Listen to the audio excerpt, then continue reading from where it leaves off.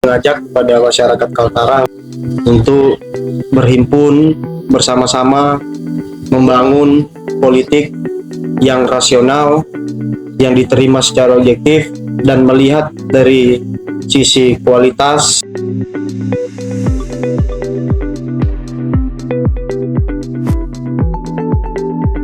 Ya, Assalamualaikum warahmatullahi wabarakatuh. Saat ini saya bersama dengan pemuda yang terjun di dunia politik yang ada di Kaltara, salah satunya Didi Febrian. Ya, salam kenal semua.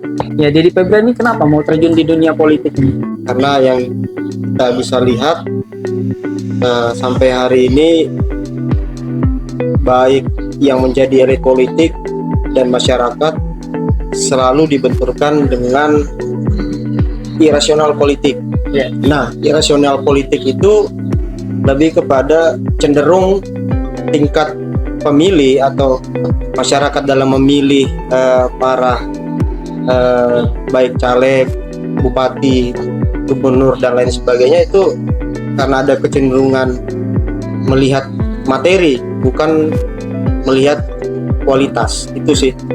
Makanya saya berkeinginan untuk terjun di dunia politik seperti itu. Ini majunya di mana nanti? Tidak ada halangan, saya sudah daftar di caleg di Kabupaten Tanah Tidung. Tanah Tidung ya. Daerah pemilihan 1. Itu kan jumlah pemilih di Kabupaten Tanah Tidung itu tidak terlalu banyak, sekitar 19.912 gitu kan. Ada nggak mungkin sudah terdorong ada masyarakat yang mulai mendukung ini di sana? Insya Allah kalau secara garis besar keluarga dari pihak istri saya itu insya Allah siap mensupport gitu. Nah, kita ketahui kan dunia politik ini pasti bertuju dengan uang gitu ya. Ada yang membayar si pemilihnya. Nah, ini untuk sebagai pemilih rasional nih seperti apa nanti? Sederhana sih, kalau kita mau petakan suara pemilih itu cenderung yang rasional ini yang pertama dilihat dari faktor pendidikannya. Ini kalau kita bicara teoritis, pasti dilihat pendidikannya, tingkat literasinya dia seperti apa, sehingga muncul pikiran-pikiran yang objektif. Bukan tadi faktor X ya, yang saya sebutkan di awal tadi. Nah, itulah kecenderungan yang terjadi. Gitu. Jadi ini sudah mendaftar ke KPU Kabupaten Tanah Tidung ya? Ya, tanggal 14 Mei 2023. Itu memang sudah memantapkan diri untuk maju di sana? Insya Allah begitu. Kalau untuk background sendiri seperti apa ini? Kalau background saya ya memang saya banyak berkecimpung di organisasi. Apalagi pada saat zaman mahasiswa dulu, strata 1 saya, S2 saya memang saya aktif di organisasi, baik organisasi daerah maupun di organisasi eksternal kampus begitu. Sehingga itulah, jadi basic-basic seperti itulah yang membuat saya harus menjadi manusia yang lebih berprinsip. Sih jadi PR besarnya ketika dibenturkan dengan hal-hal yang sudah menjadi terbiasa di masyarakat ya. Kita juga tidak bisa nyalakan para caleg atau para calon bupati atau gubernur.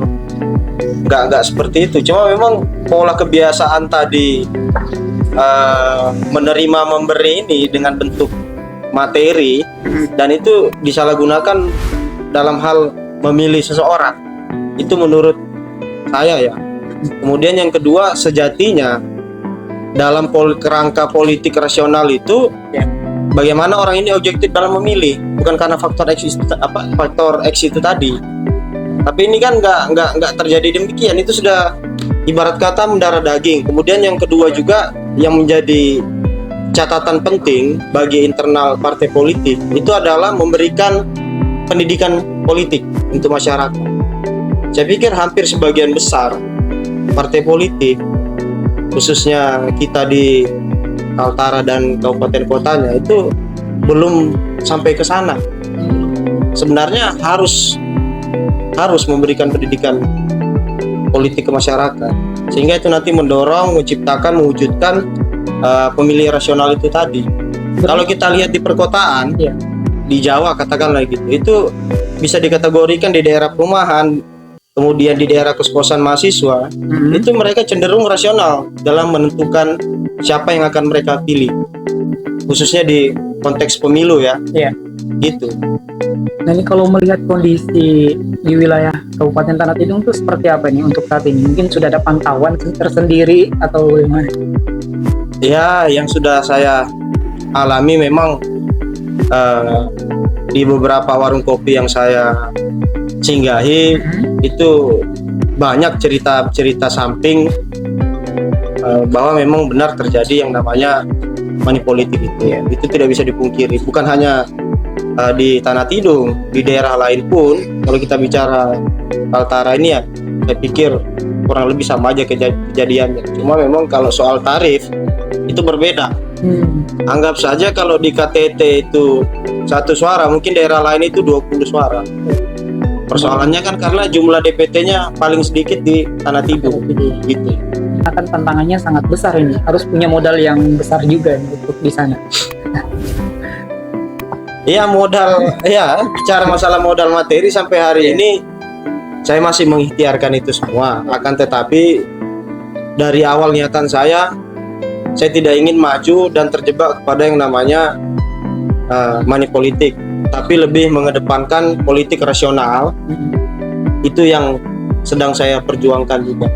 Agar mengubah pola masyarakat tadi ya, atau gimana? Ya, mencoba berupaya untuk mewujudkan politik rasional itu tadi, terutama di Tanah Tidung.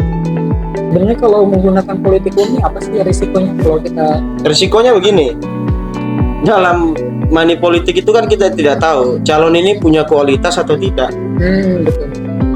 Oke, secara finansial itu didukung, akan tetapi dari faktor sisi integritas, ya kan, kualitas dan kompetisinya kita tidak tahu apakah dia bisa dan layak untuk mewakili masyarakat itu tadi. Nah, pikiran masyarakat ini kan tidak sampai di sana. Pikiran masyarakat ini ya sudah, yang penting saya nerima hari ini materi sekian, ya sudah, saya bisa saja memilih dia, kan begitu. Ada dugaan-dugaan ke sana kan begitu. Sambil minum kopi. Ya, begitulah.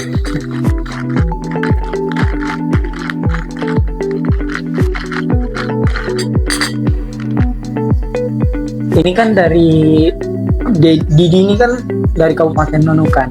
Terus memantapkan diri maju di Kabupaten Tanah Tidung. Padahal kalau kita lihat sendiri kan bisa saja maju di Kabupaten Nunukan. Kenapa sih harus memilih di Tanah Tidung? Apa yang mau dibangun di situ? Apa yang mau didorong untuk perkembangan di sana gitu? Gini, salah satu konsentrasi saya itu adalah bagaimana mewujudkan dan menjaga yang namanya seni budaya asli Kaltara, khususnya di Tanah Tidung. Tanah Tidung itu kan ada 2 ya, Tidung dan Dayak Burusu. Saya pengennya bagaimana menjaga seni budaya itu tadi agar terus hidup di sana. Itu yang pertama. Yang kedua, kalau terkait niatan saya, kenapa sih tidak dinunukan? Kenapa harus di Tanah Tidung? Iya, benar. Saya ada hitung-hitungan tersendiri dan melihat tadi kenyataan yang seperti Anda sampaikan, bahwa kita ini dibenturkan dengan yang namanya money politik. Artinya memang secara pengeluaran saya, kalau saya dinunukan itu jauh lebih besar, dan itu hitungan saya di Tanah Tidung itu bisa lebih efektif dan efisien untuk persoalan itu ya, majunya saya. Yang kedua juga didukung faktor keluarga. Maju sebagai dari partai mana nih? Insya Allah ya nomor 2 ya di Partai Gerindra. Dari Partai Gerindra ya? Ya begitu.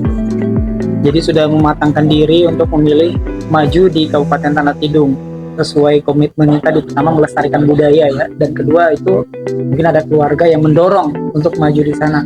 Mungkin pesan-pesan buat generasi muda maupun pemilih pemula di wilayah Kaltara, khususnya di wilayah Kabupaten Tanah Tidung sendiri.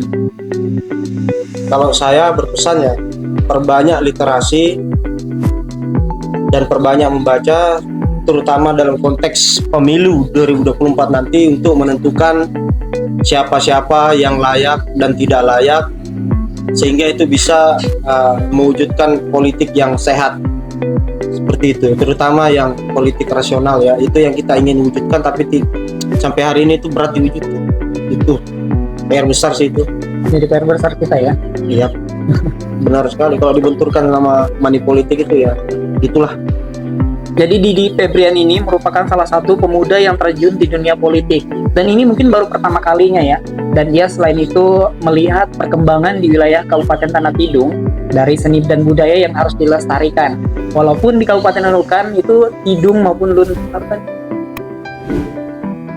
Dayak, Kalau di Nunukan kan Agabak lah, ya, Dayo Agabak gitu kan. ya, untuk melestarikan budaya ya. Nah, jadi ini keinginan dan pemuda yang luar biasa ya, karena melestarikan budaya itu salah satu merupakan wujud dari Indonesia juga untuk membangun wilayahnya.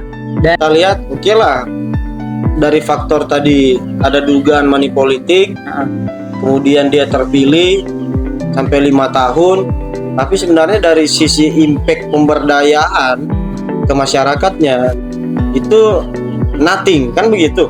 Nah itu kita tidak mau hal yang seperti itu terjadi lagi kan Iya. gitu. Kenapa sih, ini sudah zamannya milenial, iya, generasi Z juga ya sama aja, kita punya kesempatan semua kan Iya. begitu, baik perempuan maupun laki-laki iya, kan gitu. Tinggal kita lihat aja track recordnya dia bagus atau tidak. Nanti kan masyarakat yang akan menentukan pilihan itu secara rasional ya. iya. Catatan saya pribadi ya harus rasional, itu sangat penting. Karena biar bagaimanapun feedbacknya itu ke masyarakat yang memilih tadi, secara tidak langsung itu akan berdampak dari sisi kebijakan, dari sisi persoalan yang terjadi di masyarakat. Katakanlah ada yang sudah terpilih, kemudian ada beberapa warga, ini saya analogi aja ya. Iya. Ada beberapa warga meminta bantuan, kemudian ya maaf ya dengan siapa, katakanlah seperti itu kejadiannya. Ini kan yang tidak baik, karena tadi ada faktor X, money politik. Itulah sebenarnya yang menghambat kesuksesan demokrasi di pemilu. Itu menurut saya. Berarti itu merupakan hambatan juga ya. Ya, jelas. Sehingga politik kita tidak akan pernah dewasa, tidak akan pernah rasional. Jadi kalau politik dewasa itu seperti apa? Politik dewasa itu adalah manusia yang menentukan dengan akal dan pikirannya, ya kan? Nah, dia menentukan itu, dia lihat literasinya dulu. Calon ini apa sih kriterianya? Kalau saya harus pilih dia, Iya. apa yang dia punya, dari sisi mana? Bisa enggak nanti dia bangun komitmen dengan saya? Katakanlah seperti itu. Saya tidak mau bicara janji ya, Iya. karena janji itu identik dengan bullshit atau omong kosong. Banyak kan kejadian kan begitu. Iya. Saya janji akan bangun ini, saya janji akan ini. Padahal nggak ada ya. Kebanyakan begitu. Makanya saya tidak mau berjanji, tapi bagaimana kita bangun yang namanya komitmen bersama itu tadi. Itu menurut saya yang terpenting. Berikan kepercayaan itu pada kaum milenial atau pemuda. Generasi penerus ya. Iya, generasi penerus. Ada peribahasanya tuh, bebilin ulun tuo. Bebilin ulun tuo. Nah, Artinya kita meneruskan perjuangan orang tua kan. iya. Jadi bebilin ulun tuo itu bahasa daerah ya, bahasa Tidung. Ya, benar. Itu artinya pesan orang tua yang harus kamu dengar gitu ya. Sambil kita minum-minum. Ya, jadi sebelum kita closing ya, sebelum kita akhiri video ini, dan tentunya jangan lupa like dan share ya guys. Nah, ini salah satu kata penutup dari pemuda ya, pemuda yang terjun di dunia politik tentunya di wilayah Kabupaten Tanah Tidung, Didi Febrian. Saya mengajak kepada masyarakat Kaltara, khususnya di Kabupaten Tanah Tidung, untuk berhimpun bersama-sama membangun politik yang rasional, yang diterima secara objektif, dan melihat dari sisi kualitas, integritas, pendidikan dan lain sebagainya. Itu sangat penting, dan kita jangan terjebak pada yang namanya money politik. Itu harapan saya bagaimana mewujudkan demokrasi yang sehat, khususnya dimulai dari Kabupaten Tanah Tidung. Terima kasih. Oke, sampai di sini dulu perjumpaan kita, Goy. Jadi nanti tunggu akan konten berikutnya tentang politik, dan jangan lupa like dan share. Dan saat ini saya bersama dengan pemuda yang baru terjun di dunia politik. Nanti kita ikut perkembangannya ya, seperti apa untuk maju di wilayah Kabupaten Tanah Tidung. Oke, assalamualaikum warahmatullahi wabarakatuh. Waalaikumsalam. Tuh.